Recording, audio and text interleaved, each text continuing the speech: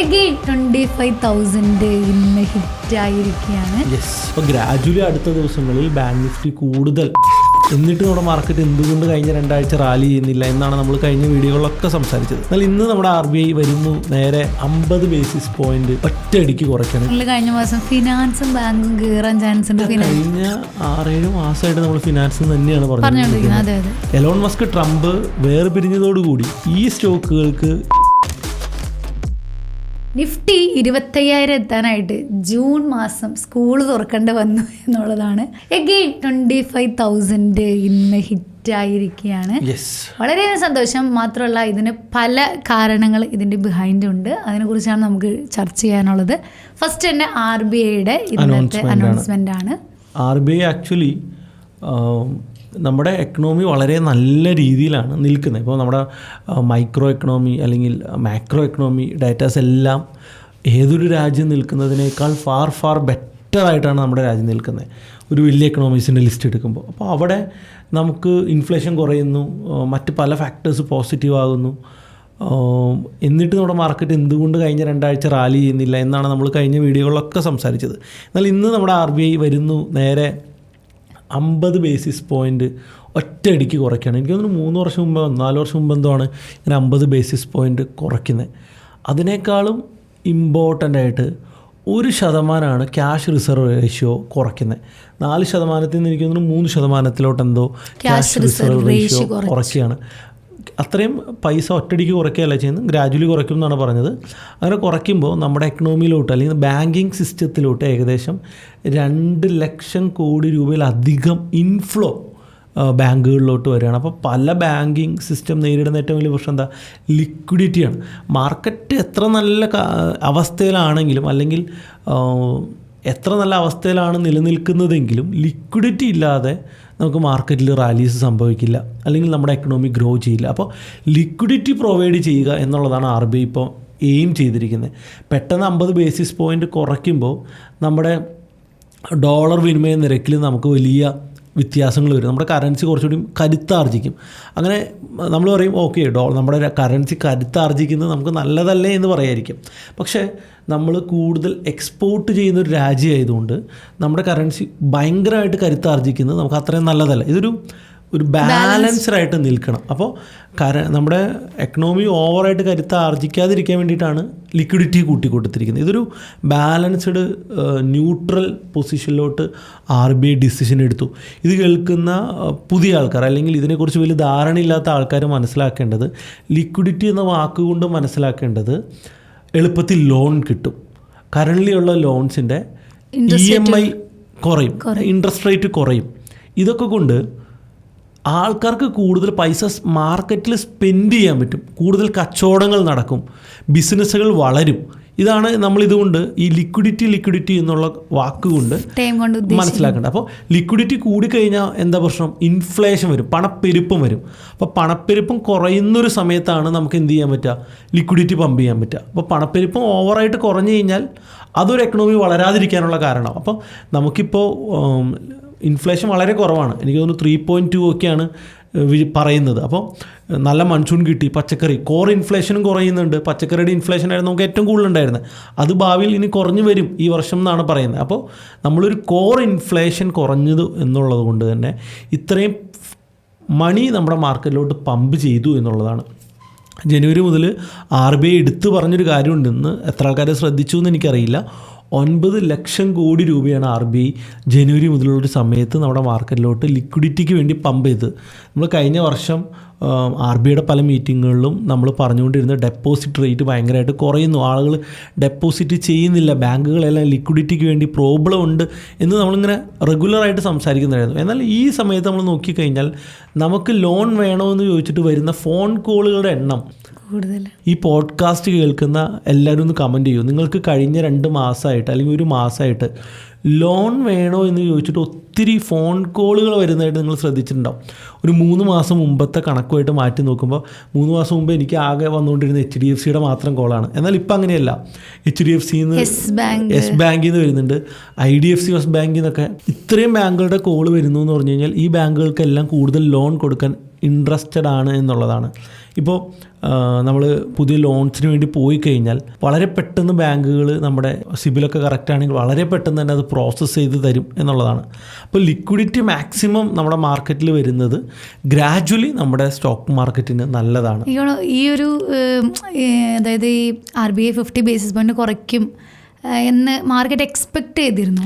Market ഒരു 25 basis point കുറയ്ക്കും എന്നാണ് അനലിസ്റ്റുകൾ എക്സ്പെക്ട് ചെയ്ത്. എന്നാൽ കഴിഞ്ഞ 2 ദിവസമായിട്ട് അരയ്ക്കോ 50 ബേസിസ് പോയിന്റ് കുറയ്ക്കും എന്നുള്ള ഒരു കിംവദന്തി എവിടേക്കോ ഇങ്ങനെ കേൾക്കുന്നുണ്ട്. അതുകൊണ്ടാണ് സുനിൽ കഴിഞ്ഞ മാസം ഫിനാൻസും ബാങ്കും കയറാൻ ചാൻസ് ഉണ്ട്, ഫിനാൻസ് ബാങ്ക് കയറാൻ ചാൻസ് ഉണ്ട്. കഴിഞ്ഞ 6-7 മാസമായിട്ട് നമ്മൾ ഫിനാൻസ് തന്നെയാണ് പറഞ്ഞുകൊണ്ടിരിക്കുന്നത്. അതെ അതെ. അപ്പോൾ അതിൻ്റെ ഒരു അടുത്ത റൗണ്ട് വരികയാണ്. ഇപ്പോൾ കഴിഞ്ഞതിന് മുമ്പത്തെ പോഡ്കാസ്റ്റിൽ നമ്മൾ പറയുന്നുണ്ടായിരുന്നു ബാങ്ക് ഒരു ഫ്ലാഗ് പാറ്റേൺ ക്രിയേറ്റ് ചെയ്യുന്നു, ബാങ്ക് 57,000 പോവും. ഞാൻ ഓവർ കോൺഫിഡൻ്റ് ആയിട്ട് സംസാരിക്കാമെന്ന് വിചാരിക്കരുത്. നിങ്ങൾ ബാങ്ക് നിഫ്റ്റിയുടെ ചാർട്ടാണ് നിങ്ങൾ എടുത്ത് നോക്കുന്നതെങ്കിൽ ബാങ്ക് നിഫ്റ്റിയിൽ വളരെ ക്ലിയർ ആയിട്ടുള്ള ഒരു ഫ്ലാഗ് ഫോം ആയിക്കൊണ്ടേയിരിക്കുന്നുണ്ട്. അതിൻ്റെ ബ്രേക്ക് ഔട്ട് നമുക്ക് കിട്ടിക്കഴിഞ്ഞാൽ ബാങ്ക് നിഫ്റ്റി കുറച്ചുകൂടി ശക്തമായിട്ട് ഈ ആഴ്ച അല്ലെങ്കിൽ അടുത്ത ആഴ്ച ഞാൻ 57,000 ബ്രേക്ക് ഔട്ട് ബാങ്ക് നിഫ്റ്റിയിൽ കാണുന്നുണ്ട്. അത് മിക്കവാറും നമുക്ക് കിട്ടാനുള്ള സാധ്യത തന്നെയാണുള്ളത്. ഇപ്പം ഇന്ന് മാർക്കറ്റ് എത്തിയിരിക്കുന്ന 56,500 ഞാൻ കഴിഞ്ഞ ആഴ്ച തന്നെ ഈ ബ്രേക്ക് ഔട്ട് അങ്ങനെ ബേസിസ് പോയിന്റ് കുറയ്ക്കും എന്നുള്ളത് കൊണ്ട് തന്നെ കഴിഞ്ഞ ആഴ്ച തന്നെ ഈ മൂവ്മെൻറ്റ് വരും എന്നാണ് ഞാൻ എക്സ്പെക്ട് ചെയ്തത്. പക്ഷേ 2 ആഴ്ചയായിട്ട് വളരെ വലിയ കൺസോളിഡേഷൻ ബാങ്ക് നിഫ്റ്റിയിൽ വരുന്നതാണ് കണ്ടത്. നമ്മൾ അന്നത്തെ വീഡിയോയിൽ നമ്മളത് കൃത്യമായിട്ട് പറയുന്നുണ്ട്. ഇപ്പോഴത്തെ സെനാരിയോയിൽ നമ്മൾ ബാങ്ക് നിഫ്റ്റിയുടെ ചാർട്ട് എടുത്ത് നോക്കുകയാണെങ്കിൽ നമ്മൾ അന്ന് പറഞ്ഞ ആ ഒരു ഫ്ലാഗ് പാറ്റേണിൻ്റെ break out with good volume ഇന്ന് സംഭവിച്ചിരിക്കുകയാണ്. അപ്പോൾ ഗ്രാജുവലി അടുത്ത ദിവസങ്ങളിൽ ബാങ്ക് നിഫ്റ്റി കൂടുതൽ ഉയരങ്ങളിലോട്ട് ചിലപ്പോൾ പോയേക്കാം. നിഫ്റ്റി ഇന്ന് 25,000 മുകളിലാണ് ക്ലോസ് ചെയ്യുന്നതെന്ന് തോന്നുന്നു. ഇപ്പോൾ 3:30 ആവുന്നേ ഉള്ളൂ. അവസാനത്തെ ക്ലോസ് ടൈം അഡ്ജസ്റ്റഡ് ക്ലോസിങ് 25,000 മുകളിലാണെങ്കിൽ നമുക്ക് അടുത്ത ട്രെൻഡ് വീണ്ടും 25,000 ഇങ്ങനെ തട്ടിമുട്ടി നിൽക്കുന്നുണ്ട് എന്ന് നമുക്ക് മനസ്സിലാക്കാം. RBI മറ്റൊരു കാര്യം കൂടി ചെയ്തത് നമ്മുടെ മോണിറ്ററി പോളിസി നയങ്ങൾ ന്യൂട്രൽ സ്റ്റാൻഡിലോട്ട് മാറ്റി എന്നാണ്. അപ്പോൾ ഈ ന്യൂട്രൽ സ്റ്റാൻഡിലോട്ട് മാറ്റി എന്ന് പറയുമ്പോൾ നമ്മളെന്താ മനസ്സിലാക്കേണ്ടതെന്ന് വെച്ച് കഴിഞ്ഞാൽ ന്യൂട്രൽ സ്റ്റാൻഡ് എന്ന് പറഞ്ഞു കഴിഞ്ഞാൽ ഇനിയും വരുന്ന ഡേറ്റകളെല്ലാം വെച്ചിട്ട് സഡനായിട്ട് നമുക്ക് ചേഞ്ചസ് വരും. ഇപ്പോൾ ഇനി ഇൻഫ്ലേഷൻ കുറയാണ്, ഇതേപോലെ തന്നെ നിലനിൽക്കുകയാണെങ്കിൽ ചിലപ്പോൾ അടുത്ത തവണ ഒരു 25 ബേസിസ് പോയിൻ്റ് കൂടി എന്ത് ചെയ്യാം, ചിലപ്പോൾ അടുത്ത മീറ്റിങ്ങിൽ കൂടി കുറച്ചേക്കാം എന്നുള്ളതാണ്. അപ്പോൾ മാർക്കറ്റിന് ഫുൾ ഡേറ്റേനനുസരിച്ചായിരിക്കും ഇനിയുള്ള ഡിസിഷൻസ്. അപ്പോൾ മാർക്കറ്റും അതനുസരിച്ച് കൃത്യമായിട്ട് റിയാക്ട് ചെയ്യും എന്നാണ് നമ്മൾ മനസ്സിലാക്കുന്നത്. ഇന്ന് ഏകദേശം നിഫ്റ്റി 1% ഉയർന്നിരിക്കുന്നത്, അത്യാവശ്യം നല്ല ഉയർച്ചയാണ്. അതുപോലെ തന്നെ ഈ ഒരു നയമാറ്റം അല്ലെങ്കിൽ ഈ ഒരു റേറ്റ് കട്ട് ഏറ്റവും നന്നായിട്ട് എഫക്റ്റ് ചെയ്യാൻ പോകുന്നൊരു മേഖല ഹൗസിംഗ് ഫിനാൻസ് ആണ്. പ്രത്യേകിച്ച് real estate, housing finance, NBFCs ഇതൊക്കെയാണ്. കാരണം കൂടുതൽ ആൾക്കാർ ലോൺ എടുത്തുകൊണ്ട് വീട് മേടിക്കും, ഫ്ലാറ്റ്സ് മേടിക്കും. അപ്പോൾ റിയൽ എസ്റ്റേറ്റ് സെക്ടേഴ്സിലെ പല സ്റ്റോക്കുകളും ഇതുകൊണ്ട് റാലി ചെയ്യും. ബാങ്കിങ്, NBFCs റാലി ചെയ്യും. അപ്പോൾ ഇത്തരത്തിലുള്ള സ്റ്റോക്കുകളെ നമ്മൾ കണ്ടെത്തി അതിൻ്റെ അകത്തേക്ക് കൂടുതൽ ടാർഗറ്റ് ചെയ്യുന്നതായിരിക്കും അടുത്തൊരു ക്വാർട്ടറിൽ നമുക്ക് ഏറ്റവും കൂടുതൽ ഗുണം ചെയ്യാം. അപ്പോൾ എന്തായാലും ലോൺ എടുത്തവർക്ക് അല്ലെ, ഹൗസിംഗ് ലോൺ എടുത്തവർക്കൊക്കെ ഇതൊരു പോസിറ്റീവ് ആയിട്ടുള്ള കാര്യം തന്നെയാണ്. ഹൗസിംഗ് ലോണിന്റെ ഒക്കെ ഇൻട്രസ്റ്റ് വേണമെങ്കിൽ ചോദിച്ച് കുറച്ച് മേടിക്കാം. കഴിഞ്ഞ തവണ കുറച്ചപ്പോഴും നമ്മളത് പറഞ്ഞു. പക്ഷെ എനിക്ക് തോന്നുന്നു EMI കയറ്റിയടിച്ചത് വേഗം തീർക്കുന്നതിനായിരിക്കും നല്ലത്. പലരും ഈ EMI കൂടിയതുകൊണ്ട് സാലറിയുടെ ഒരു 80% EMI ഒക്കെ ആയിപ്പോയ ആൾക്കാരൊക്കെ എനിക്കറിയാം. അപ്പൊ അവർക്കൊക്കെ തിരിച്ച് ഒരു 50%-ിലോട്ട് EMI എത്താൻ ഇത് ഹെൽപ്പ് ചെയ്യും. ഇപ്പൊ ഇന്ത്യൻ മാർക്കറ്റിൽ ഈ 50 ബേസിസ് പോയിന്റ് കുറച്ച് പോസിറ്റീവായിട്ട് നിൽക്കുമ്പോൾ ഗ്ലോബൽ മാർക്കറ്റിൽ വീണ്ടും നമ്മുടെ ട്രംപ് തലപൊക്കിയിരിക്കുകയാണ്. ട്രംപും ഇലോൺ മസ്കും ഡിവോഴ്സായി എന്നൊക്കെയാണ് പല കാര്യങ്ങളും കേൾക്കുന്നത്. ഞാൻ കാര്യം പഠിച്ചില്ല, ഇത് ഇവരുടെ അടവാണ്, അടവ്. ഇനി ഞങ്ങളെ പറ്റിക്കാൻ നിങ്ങൾ വിചാരിക്കണ്ട. ഞാൻ ഇതില്ല, ടെസ്ല സ്റ്റോക്കുകളെ ഷോർട്ട് ചെയ്തിട്ട് ഇവര് ഫുൾ ഷോർട്ട് ചെയ്ത് വെച്ചിട്ട് ഇനി നമുക്ക് രണ്ടുപേരും തല്ലുണ്ടാക്കാം, ഈ മാർക്കറ്റ് ഇടിയട്ടെ എന്നിട്ട് നമുക്ക് ബൈ ചെയ്യാം. ആക്ച്വലി അങ്ങനെ ഒത്തിരി ന്യൂസുകൾ ഞാൻ കണ്ടു. പക്ഷെ എനിക്കത് കേട്ടപ്പോൾ തന്നെ ആ ഒരു ഇതാണ് എൻ്റെ മൈൻഡിൽ. നമ്മൾ എലോൺ മസ്കിനെ കുറിച്ച് അന്വേഷിച്ചിറങ്ങുമ്പോൾ നമ്മൾ മനസ്സിലാക്കുന്ന എലോൺ മസ്ക് ഒരു പ്രത്യേക മനുഷ്യനാണ്. നമുക്ക് എല്ലാവർക്കും അറിയാലോ. ട്രംപല്ല എലോൺ മസ്ക് കേട്ടോ. എലോൺ മസ്ക് 10-15 കുട്ടികൾ അദ്ദേഹത്തിനുണ്ട്, 3 ഭാര്യമാരുണ്ട്. ഭാര്യമാർ തമ്മിലുള്ള പ്രശ്നം അദ്ദേഹം ഫേസ് ചെയ്യുന്നുണ്ട്. പ്ലസ് അദ്ദേഹം ഭയങ്കര ഡ്രഗ് അഡിക്റ്റ് ആണ്. ചില ദിവസവും 2-3 ദിവസം കുത്തിയിരുന്ന് വീഡിയോ ഗെയിം കളിക്കുന്ന ആളാണ്. അപ്പോൾ ആ ഉറക്കമെല്ലാം നിലനിർത്തിക്കൊണ്ട് മരുന്ന് കഴിച്ചുകൊണ്ട് പിറ്റേ ദിവസം ടെസ്ലയുടെ ഓഫീസിൽ പോയി പ്രശ്നങ്ങൾ ഉണ്ടാക്കിയിട്ടുണ്ട്. ഇങ്ങനെ നമ്മളൊരു സാധാരണ മനുഷ്യനാണെന്ന് മനസ്സിലാക്കാത്ത ഏതോ ഏലിയൻ ജീവി പോലെയാണ് പലരും എലോൺ മസ്കിനെ കുറിച്ച് പറയാറ്. അപ്പോൾ എലോൺ മസ്കും ട്രംപ് ഏകദേശം ഒരേ മോഡ് ഓഫ് ആളുകളാണെന്ന് നമുക്ക് തോന്നുക. അപ്പോൾ എലോൺ മസ്കിന് കുറച്ച് നാളുകളായിട്ട് ഈ ഓവർ ഡ്രഗ് അഡിക്റ്റ് ആയതിൻ്റെ കുറച്ച് പ്രോബ്ലംസ് ഫേസ് ചെയ്യുന്നുണ്ട് എന്നാണ് നമ്മൾ മനസ്സിലാക്കുന്നത്. വൈറ്റ് ഹൗസിലൊക്കെ പല ഇഷ്യൂസും ഉണ്ടാക്കിയിട്ടുണ്ടായിരുന്നു, കൂടെ വർക്ക് ചെയ്യുന്ന സഹപ്രവർത്തകരുമായിട്ടൊക്കെ പ്രോബ്ലംസ് ഉണ്ടായിരുന്നു എന്നൊക്കെ പറയുന്നുണ്ട്. ഇപ്പോൾ അദ്ദേഹത്തിൻ്റെ കൂടെ എപ്പോഴും കാണാറുള്ള ട്രംപിൻ്റെ കൂടെ ബേബി സിറ്റിങ്ങിന് ഇരുന്നു എന്ന് പറയുന്ന ഒരു കുട്ടിയുണ്ടല്ലോ, ഒരു 5 വയസ്സുള്ള. ഈ കുട്ടിയായിട്ടാണ് എലോൺ മസ്ക് ഇപ്പോൾ എപ്പോഴും നടക്കുന്നത്. ഈ കുട്ടിയുടെ അമ്മ ഈ കുട്ടിയുടെ അവകാശം തിരിച്ചു കിട്ടണമെന്നുള്ള കേസ് വരെയും കൊടുക്കുന്നുണ്ടായിരുന്നു. ഈ കുട്ടീനെ ഓവറായിട്ട് കൊണ്ടുകിടന്ന് കുട്ടി ഔഷധിയാവാണ്, കുട്ടിയുടെ ആരോഗ്യം മോശമാവുന്നു എന്നുള്ള കേസുകളൊക്കെ ഈ അടുത്തൊക്കെ വരുന്നത് ഞാൻ കണ്ടിരുന്നു. അപ്പോൾ ചെറിയ കോൾഡാണ്, ടയേർഡാവുന്നു. ഞാൻ ലാസ്റ്റ് 1 വീക്കായിട്ട് വീഡിയോ ചെയ്യാതിരുന്നത് നല്ല ഫീവറും നല്ല കോൾഡും ഉള്ളതുകൊണ്ടായിരുന്നു. ആഫ്റ്റർ ദാറ്റ് ഇന്നാണ് നമ്മൾ അതെ 3 ട്രിപ്പിൻ്റെ ക്ഷീണമുണ്ട്. നമ്മൾ പറഞ്ഞുകൊണ്ടിരുന്നത് നമ്മുടെ എലോൺ മസ്കിനെ കുറിച്ചിട്ടാണ്. എലോൺ മസ്കിനെ കുറിച്ച് പറയുമ്പോൾ ഇത്രയും പ്രോബ്ലംസിലാണ് നിൽക്കുന്ന സമയത്താണ് ട്രംപ് അണ്ണനും എലോൺ മസ്കും തമ്മിൽ എന്തോ ഇന്ത്യയിൽ വലിയ ഇഷ്യൂ ഉണ്ടായിട്ടുണ്ട്. ഒന്നാമത്തെ നടപടി സ്റ്റീലിൻ്റെ ഇറക്കുമതി ചുങ്കം 50% കൂട്ടുകയാണ്. അപ്പോൾ സ്റ്റീൽ അമേരിക്കയിൽ കിട്ടുന്ന സ്റ്റീലിൻ്റെ റേറ്റ് കൂടും എന്നുള്ളത് ടെസ്ലയ്ക്കൊരു നെഗറ്റിവിറ്റിയാണ്. പ്ലസ് ഇലക്ട്രിക്കൽ കാറുകൾക്ക് ഗവൺമെൻറ് കൊടുത്തിരുന്ന സബ്സിഡി ഒഴിവാക്കുകയാണ്. ഇത് രണ്ടും എലോൺ മസ്കിനിട്ടുള്ള നല്ല തകർപ്പൻ കൊട്ടാണ്. ഈ 2 നടപടിക്ക് എതിരെയാണ് ട്രംപിനെതിരെയാണ് എലോൺ മസ്ക് വന്നത്. ഇന്നലെ കഴിഞ്ഞ ദിവസം ഗവൺമെൻറ്റിൽ നിന്ന് പുറത്തിറങ്ങുകയും ഇന്നലെ വന്ന ട്വീറ്റിൽ ഞാനാണ് ട്രംപിനെ വിജയിപ്പിച്ചത് എന്ന് വരെ എലോൺ മസ്ക് പച്ചയ്ക്ക് പറയുകയാണ് ചെയ്തത്. ഇത് കേട്ടുകൊണ്ട് മിണ്ടാതിരിക്കുന്ന ടൈപ്പ് ഓഫ് ആളല്ല ആക്ച്വലി ട്രംപ്. ഇനി എന്തുണ്ടാകും എന്നുള്ളതാണ് എനിക്ക് തോന്നുന്നത്. ട്രംപിനെ തിരിച്ചിറക്കാൻ എലോൺ മസ്കിന് സാധിക്കുമോ? അദ്ദേഹം ഒക്കെ ഒരു അമേരിക്കൻ പ്രസിഡൻ്റായിട്ട് അടുത്തവണ മത്സരിച്ച് വരട്ടെ എന്നുള്ളതാണ്. എലോൺ മസ്ക് അദ്ദേഹം റിപ്പബ്ലിക്കൻ പാർട്ടിയിലും ലിബർട്ടി പാർട്ടിയിലും ഒക്കെ മാറി മാറി പല പാർട്ടികളിലും ഒക്കെ അദ്ദേഹം വർക്ക് ചെയ്തിട്ടുണ്ട്. അപ്പോൾ ട്രംപിനെ ഇംപീച്ച് ചെയ്യാനുള്ള അടുത്ത നടപടികളിലോട്ട് എലോൺ മസ്ക് മുന്നോട്ട് പോട്ടെ എന്നാണ് എനിക്ക് തോന്നുന്നത്. പക്ഷേ ഇന്നലെ ഗ്ലോബൽ മാർക്കറ്റിൽ മറ്റു കുറച്ച് പോസിറ്റിവിറ്റീസ് ഉണ്ടായിരുന്നു. ഈ ഇഷ്യൂ ഒക്കെ നടക്കുന്ന സമയത്ത് 1.5 മണിക്കൂറോളം ട്രംപും ചൈനീസ് പ്രസിഡൻറ്റും തമ്മിൽ ഫോണിൽ സംസാരിച്ചു എന്നും അവർ തമ്മിൽ ട്രേഡ് ടോക്സുകൾ കൂടുതൽ സംസാരിച്ചു എന്നുള്ള കുറേ അപ്ഡേറ്റ്സ് വരെ ഉണ്ടായിരുന്നു. അത് മാർക്കറ്റിന് ഭയങ്കര പോസിറ്റീവ് ആയിരുന്നു. പക്ഷേ ടെസ്ല സ്റ്റോക്ക് ഏകദേശം 9% ഇടിഞ്ഞു. ഈ ട്രംപ് എലോൺ മസ്ക് ഡൈവോഴ്സുമായിട്ട് ബന്ധപ്പെട്ട് 9% ഇടിവ് സംഭവിച്ചിട്ടുണ്ടായിരുന്നു. ഇത് ഈ ട്രംപും ഇലോൺ മസ്ക് ഇങ്ങനെ തുടങ്ങി കഴിഞ്ഞാൽ നമ്മൾ ഇപ്പോഴുള്ള ആൾക്കാരല്ലേ, അല്ലെങ്കിൽ അമേരിക്കയിൽ ഞാൻ പറയുന്നത് നമ്മൾ സ്റ്റോക്ക് മാർക്കറ്റിൻ്റെ പുറത്തെ കാഴ്ചപ്പാടാണ് നോക്കുന്നതെങ്കിൽ പോലും മനുഷ്യരാശിക്ക് ഇത് അത്രയും നല്ലതല്ല. കാരണം എലോൺ മസ്ക് മുന്നോട്ട് പോകുന്ന കുറേ ആശയങ്ങളുണ്ട്, എലോൺ മസ്ക് മുന്നോട്ട് വയ്ക്കുന്ന കുറേ സ്വപ്നങ്ങളുണ്ട്. എന്താണ് 2030 ചൊവ്വയിൽ നമ്മുടെ കോളനി. ഇപ്പോൾ ട്രംപിനുമായിട്ട് ബന്ധപ്പെട്ട വൃത്തങ്ങൾ പറയുന്നത് നാസയുടെ എല്ലാ ഓർഡറുകളും സ്പേസ് എക്സിന് ക്യാൻസൽ ചെയ്യുന്നതാണ്. പക്ഷെ എനിക്ക് തോന്നുന്നില്ല ഇത് പറ്റുമെന്ന്. കാരണം നാസയ്ക്ക് ഇപ്പോൾ സ്പേസ് എക്സ് അല്ലാതെ മറ്റൊരു ഏജൻസി പോലും ഇല്ല ഈ പ്രോസസ്സ് എല്ലാം ചെയ്യാനായിട്ട്. ഇപ്പോൾ കാർഗോ കൊണ്ടുപോകാനൊക്കെ ആണെങ്കിലും വേറെ ആരുമില്ല. അപ്പോൾ സ്പേസ് എക്സ് അത്രയ്ക്ക് വളർന്നു കഴിഞ്ഞു. സ്പേസ് ഡോമിനൻസിൽ നാസയോളം തന്നെ എത്തിക്കഴിഞ്ഞു. ഇപ്പോൾ നാസയുടെ പുതിയ ചന്ദ്രനിലോട്ട് പോകുന്ന മിഷനാണെങ്കിലും ചൊവ്വയിലോട്ട് പോകുന്ന മിഷൻസൊക്കെ ആണെങ്കിലും സ്പേസ് എക്സ് ആണ് അതിൻ്റെ ഏറ്റവും വലിയ ബാക്ക് ബോൺ. ഇപ്പോൾ സ്പേസ് എക്സ് ഇപ്പോൾ പരീക്ഷണം നടത്തിക്കൊണ്ടിരിക്കുന്ന സ്റ്റാർഷിപ്പ് അത് സക്സസ് ആയാൽ മാത്രമാണ് നമുക്ക് ചൊവ്വയിൽ പോയി ഒരു കോളനി ഉണ്ടാക്കാനുള്ള സ്വപ്നമെങ്കിലും നമുക്ക് പിച്ച വെച്ച് തുടങ്ങാനെങ്കിലും പറ്റത്തുള്ളൂ.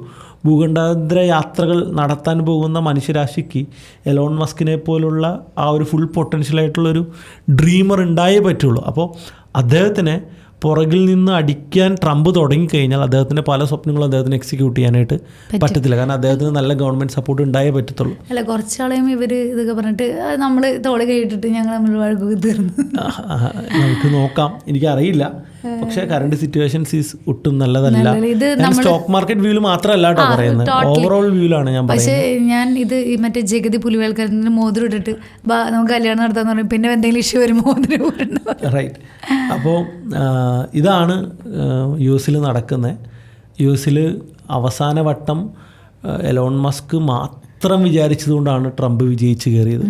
അത് എലോൺ മസ്കിൻ്റെ ബുദ്ധിപരമായിട്ടുള്ള നീക്കം. എന്തിന് എക്സ് വാങ്ങിയത് പോലും, നമ്മൾ പറയുന്ന ട്വിറ്റർ വാങ്ങി അത് എക്സ് ആക്കി ഇത് ഉപയോഗിച്ചത് പോലും യഥാർത്ഥത്തിൽ ട്രംപിനെ വിജയിപ്പിക്കാനാണെന്ന് പോലും നമുക്ക് മനസ്സിലാവും. അപ്പോൾ ഇനി എന്താണ് അടുത്ത ഫ്യൂച്ചർ എന്നുള്ള കാര്യത്തിൽ നല്ല കൺഫ്യൂഷൻ ഉണ്ട്. എന്തായാലും ഇന്ത്യൻ മാർക്കറ്റ് ഇതുപോലെ തന്നെ പോസിറ്റീവായിട്ട് പോയി വീണ്ടും നമ്മുടെ ഇതുകൊണ്ട് വേറൊരു പോസിറ്റിവിറ്റി ഇന്ത്യൻ മാർക്കറ്റിൽ വരാനും ഒരു സാധ്യതയുണ്ട്. എന്താണ്?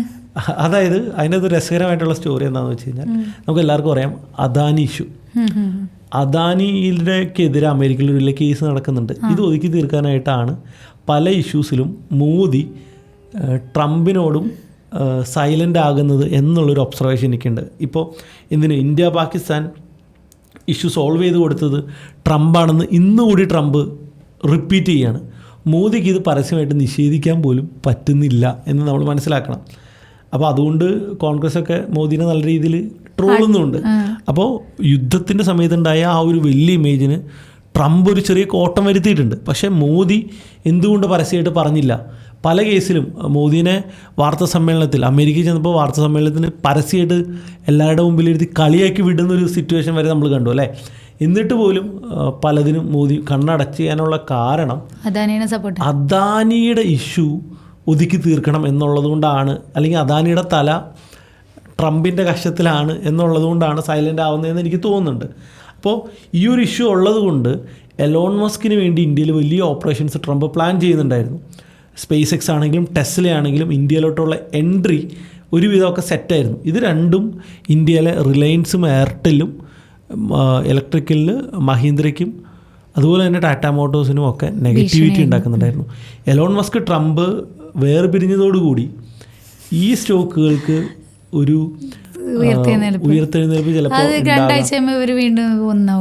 അങ്ങനെയാണെങ്കിൽ എനിക്കറിയില്ല. പക്ഷേ ഇന്ത്യയിലോട്ടുള്ള ടെസ്ലയുടെ എൻട്രി ഇതോടുകൂടി ബ്രേക്ക് ഒന്ന് സ്ലോ ആവാനുള്ള സാധ്യതയുണ്ട് എന്നാണ് നമുക്ക് നോക്കാം. എന്തായാലും ഇത് കണ്ട് തന്നെ അറിയേണ്ടത്. ഇത് എൻ്റെ ഒബ്സർവേഷൻ ആണ്. അപ്പോൾ എനിക്ക് തോന്നുന്നില്ല. അല്ല ഞാൻ പറഞ്ഞത് ഈ അദാനി ഇഷ്യൂ ഒതുക്കി തീർക്കാൻ ഇന്ത്യൻ ഗവൺമെന്റ് പല കാര്യങ്ങളും വിട്ടുവീഴ്ച ചെയ്യുന്നുണ്ട് എന്ന് എനിക്ക് തോന്നിയിട്ടുണ്ട്. കാരണം നമ്മൾ വേറൊരു കാര്യമുണ്ട്. ഈ ട്രംപ് വിജയിച്ചു വരുന്ന സമയത്ത് ആദ്യം പാസ്സാക്കുന്ന നിയമമുണ്ടല്ലോ, അത് നമ്മൾ പറഞ്ഞ് വിശ്വസിക്കില്ല. ആദ്യം പാസ്സാക്കുന്ന ട്രംപ് ആദ്യം ഒപ്പുവെക്കുന്ന നിയമം LGBTQ ട്രാൻസ്ജെൻഡർ ബന്ധപ്പെട്ടിട്ടുള്ള ഒരു നിയമമാണ്. അപ്പോൾ എന്തുകൊണ്ടാണെന്ന് വെച്ച് കഴിഞ്ഞാൽ ഞാനത് മനസ്സിലാക്കിയത് എലോൺ മസ്കിൻ്റെ ഒരു കുട്ടി ഈ ട്രാൻസ്ജെൻഡറാണ്. അപ്പോൾ ആ പുള്ളിക്കിനെ ഒതുക്കാൻ വേണ്ടിയിട്ടാണ് അത്. എലോൺ മസ്കായിട്ട് എന്തോ ഇഷ്യൂ ഉണ്ടായിരുന്നു. അപ്പോൾ എലോൺ മസ്കിന് വേണ്ടിയിട്ടാണ് ഫസ്റ്റ് ആ നിയമം ട്രംപ് ഒപ്പിട്ടതെന്നാണ് ഞാൻ മനസ്സിലാക്കിയത്. അതായത് കയറിയത് ട്രംപാണെങ്കിലും അന്ന് ഭരണത്തിൽ കയറിയത് എലോൺ മസ്കാണ്. ആ ഒരു എലോൺ മസ്കിൻ്റെ പവറാണ് നഷ്ടപ്പെട്ടിരിക്കുന്നത് എന്ന് വേണം നമ്മൾ ഇതിൽ നിന്ന് മനസ്സിലാക്കാനായി. ഇത് കുറച്ച് കാലത്തേക്ക് മാത്രമേ ഉണ്ടാവുള്ളൂ, കുറച്ച് കഴിയുമ്പോൾ ഇവർ ഒന്നിക്കുന്നത് തന്നെയാണ് എനിക്ക് തോന്നുന്നത്. അതാണ് ആദ്യം എലോൺ മസ്ക് പോയിപ്പോൾ ട്രംപ് പറഞ്ഞത്. ആ എലോൺ ഇടയ്ക്ക് പോകും, ഇടയ്ക്ക് തിരിച്ചു വരും എന്നൊക്കെയാണ്. പക്ഷെ അത് കഴിഞ്ഞിട്ട് ട്വിറ്ററിൽ വന്ന പോസ്റ്റുകളും ബാക്കി വന്ന നടപടികളൊക്കെ കാണുമ്പോൾ പരിപാടി അങ്ങനെയായിരിക്കില്ല എന്ന് തന്നെയാണ് നമുക്ക് മനസ്സിലാവുന്നത്. എന്തായാലും വളരെ മോശമായിട്ടാണ് രണ്ടുപേരും നമ്മൾ അടിയുണ്ടാക്കിക്കൊണ്ടിരിക്കുന്നത് അല്ലേ. അപ്പോൾ എന്തായാലും ഇതിനേക്കാൾ ഫാർ ബെറ്റർ ആണ് കേരളത്തിൽ നടക്കുന്ന ഇലക്ഷനുമായിട്ട് ബന്ധപ്പെട്ട അടികൾ. ഇതിനേക്കാൾ ഫാർ ബെറ്റർ ആണ്. അങ്ങനെ കമ്പയർ ചെയ്യാൻ പറ്റില്ല. അതെ, എന്താ പറയുന്നത്, MLA രാജിവെക്കുന്നു, അടുത്ത മുന്നണിയുടെ കൂടെ പോകുന്നു, ഇലക്ഷൻ പ്രഖ്യാപിക്കുന്നു. ഓക്കെ, ഈ ആളെ എനിക്ക് പറ്റിയ ആളല്ല, ഞാൻ ആ പാർട്ടിയുടെ കൂടെ പോകുന്നില്ല, ഈ പാർട്ടിയുടെ കൂടെ പോകുന്നു. എന്താ വ്യത്യാസമല്ല, രണ്ടും ഏകദേശം ഒരേപോലെയായിട്ട് എനിക്ക് തോന്നുന്നു. പക്ഷെ ഈ പറഞ്ഞ കമ്പയർ നമുക്ക് തോന്നുന്നു ഇതാണ് കുറച്ചുകൂടി എല്ലാം കണക്കാണ്. പക്ഷെ ഇത് കുറച്ച് കൂടി പോയി, ഭയങ്കര മോശമായിട്ട് ഒന്നും പറയാൻ പാടില്ല. ഓക്കെ, അപ്പൊ ഇതിന്റെ പുറകിൽ കിടക്കുന്ന ട്രംപ് എലോൺ മസ്ക് ഇഷ്യൂല് വേറെ പല കാര്യങ്ങളും വിളിച്ചു പറഞ്ഞിട്ടുണ്ട്. നമ്മളത് പലതും ഷെയർ ചെയ്യുന്നില്ല പബ്ലിക്കായിട്ട്. എന്തായാലും ഇതിന്റെ ന്യൂസൊക്കെ എല്ലാവരും അറിയട്ടെ. നമ്മൾ പറഞ്ഞിട്ട് വേണ്ട അറിയാം. നമുക്ക് സ്റ്റോക്ക് മാർക്കറ്റ് റിലേറ്റഡ് കാര്യങ്ങൾ മാത്രം സംസാരിക്കാം. ഇത് ഇന്ത്യൻ സ്റ്റോക്ക് മാർക്കറ്റായിട്ട് ഇങ്ങനെ ഒരു കണക്ഷൻ നമുക്ക് ഇതിൻ്റെ അകത്ത് ഉണ്ട് എന്ന് കൂടി നമ്മൾ സൂചിപ്പിച്ചിട്ടുണ്ട്. മാർക്കറ്റ് കൂടുതൽ റാലി ചെയ്യട്ടെ. 25,000 മുകളിൽ നിന്ന് ഓൾ ടൈം ഹൈയിലോട്ട് മാർക്കറ്റ്. ഏറ്റവും വലിയ സന്തോഷം പോർട്ട്ഫോളിയോ ഒക്കെ എല്ലാവരും നല്ല രീതിയിൽ, അതായത് നമ്മുടെ പോഡ്കാസ്റ്റ് ഒക്കെ കാണുന്ന സബ്സ്ക്രൈബേഴ്സിന് ഫിനാൻസ് സ്റ്റോക്കുകളായിരിക്കും തീർച്ചയായിട്ടും നിങ്ങൾ പ്രൊഫൈൽ ആയിട്ടുണ്ടാവും. നിങ്ങളുടെ ഈ ഫിനാൻസ് സ്റ്റോക്കുകളിൽ വേറൊരു പ്രശ്നമുണ്ട്. ഫിനാൻസ് സ്റ്റോക്കുകൾ ഒരിക്കലും ഒരു ടെക്നോളജി സ്റ്റോക്കൊക്കെ തരുന്നവർ 200% ഒറ്റയടിക്ക് തരില്ല. പക്ഷെ ഗ്രാജുവൽ റിട്ടേൺസ് തരും. ഈ ഒരു ക്വാർട്ടർ അല്ലെങ്കിൽ ഈ ഒരു മന്തിൽ ഈ ഒരു 6 മാസമായിട്ട് നമുക്കൊരു 10-30-40% റിട്ടേൺ തന്ന പല ഫിനാൻസ് സ്റ്റോക്കുകളും ഉണ്ട്. എന്തിനാ, ബജാജ് മുത്തൂറ്റ് ഉൾപ്പെടെയുള്ള പല സ്റ്റോക്കുകളും വലിയ റിട്ടേൺസ് ആണ് കഴിഞ്ഞ 5-6 മാസത്തിന് നമുക്ക് തന്നിരിക്കുന്നത്. അപ്പോൾ അത് ചിലപ്പോൾ കുറച്ച് ആളുകൂടിയൊക്കെ കണ്ടിന്യൂ ചെയ്യും. ഇവണ് ബജാജ് 10,000 എത്തും, 9,000 അടുത്ത പല സ്റ്റോക്കുകളും നല്ല തകർത്ത് മുകളിലോട്ട് ബജാജ് നമ്മൾ പണ്ട് റിലയൻസിന്റെ കേസിൽ പോലും പല അനലിസ്റ്റുകൾ 2,000 ഒക്കെയാണ് ടാർഗറ്റ്സ് പറഞ്ഞിരിക്കുന്നത്. അപ്പോൾ റിലയൻസ് ഒക്കെ അത്ര കയറുകയാണെങ്കിൽ നമ്മുടെ മാർക്കറ്റ് എങ്ങോട്ടൊക്കെയാണ് പോകുന്നത് നമ്മൾ ആലോചിച്ച്. HDFC ആ 2000 വന്ന് ഇപ്പോഴും നിൽക്കാം. 2000 ഹിറ്റ് ആയില്ല, ഹിറ്റ് ആയിട്ടില്ല, 2000 അടുത്ത് വന്ന് ഒന്ന് ബ്രേക്ക് ചെയ്തിട്ട് ആക്സിസ് ബാങ്ക് വന്നിട്ട് മൂവ് ചെയ്യുന്നു, താഴെ പോയ കൊടാക്ക് തിരിച്ചു കയറുന്നു, ഇൻഡസിന്റെ ബാങ്ക് തിരിച്ചു കയറുന്നു, യെസ് ബാങ്ക് ഉൾപ്പെടെ സപ്പോർട്ട് ചെയ്യുന്നു. അങ്ങനെ പല ബാങ്കിങ് സിസ്റ്റത്തിനെ തന്നെ ഉയർത്തി കൊണ്ടുപോകുന്ന ഒരു സാധനമാണ്. എന്തായാലും കറക്റ്റ് ആയിട്ട് ആ ഇൻഫർമേഷൻ ചാനലിൽ കൊടുക്കാൻ പറ്റി, നമ്മൾ സബ്സ്ക്രൈബേഴ്സിന്റെ കയ്യിൽ ഉണ്ടാവും എന്ന് വിചാരിക്കുന്നു, എക്സിക്യൂട്ട് ചെയ്തവർക്ക്. അപ്പോൾ തീർച്ചയായിട്ടും നിങ്ങളുടെ എക്സ്പീരിയൻസ് നിങ്ങൾ കമന്റ് ചെയ്യാൻ. നിങ്ങൾ വിചാരിക്കുന്ന ഓൾ ടൈം ഹൈ എവിടെയാണ്, ഓൾ ടൈം ഹൈ ബ്രേക്ക് ചെയ്ത് എവിടെ വരെ ഇത് റൗണ്ടിൽ മാർക്കറ്റ് പോകും? 30,000 ഒറ്റയടിക്ക് എത്തുമോ? അത് 27,000 നിൽക്കുമോ? എന്തായാലും വളരെയധികം സന്തോഷം മാർക്കറ്റ് തിരിച്ചു കയറിയതിൽ. അപ്പോൾ അടുത്തൊരു പോഡ്കാസ്റ്റ് ആയിട്ട് വീണ്ടും കാണുന്നവരേക്കും ഗുഡ് ബൈ.